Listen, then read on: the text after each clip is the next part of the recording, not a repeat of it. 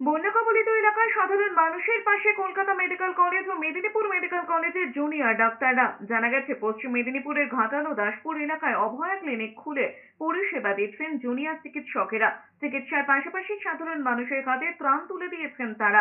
অন্যদিকে মালদার মানিকচক ব্লকের ভূতনি থানার আমতলার নন্দীটোলা উচ্চ বিদ্যালয়েও খোলা হয়েছে অভয়া ক্লিনিক। সেখানে মালদা মেডিকেল কলেজের জুনিয়র ডাক্তার ও রেসিডেন্ট ডাক্তার অ্যাসোসিয়েশনের উদ্যোগে সাধারণ মানুষের চিকিৎসা করা হচ্ছে। তারা রোগীদের পরিষেবা দেওয়ার পাশাপাশি বিনামূল্যে ওষুধও দিয়েছেন। আমরা তো আংশিকভাবে আমরা কাজে ফিরে গেছি এবং যেহেতু একটা টাইমে সাধারণ মানুষ আমাদের পাশে এসে দাঁড়িয়েছিল, তাই আজকে যখন এই সব যেসব এলাকা বন্যা দুর্গত হয়ে আছে, তাই আমাদের কাজ হচ্ছে যে আমরা WBJDF এবং মালদা মেডিকেল কলেজের RD এর তরফ থেকে এই ভূতনিতে এসেছি এই বন্যা দুর্গতদের মানুষের পাশে দাঁড়াতে।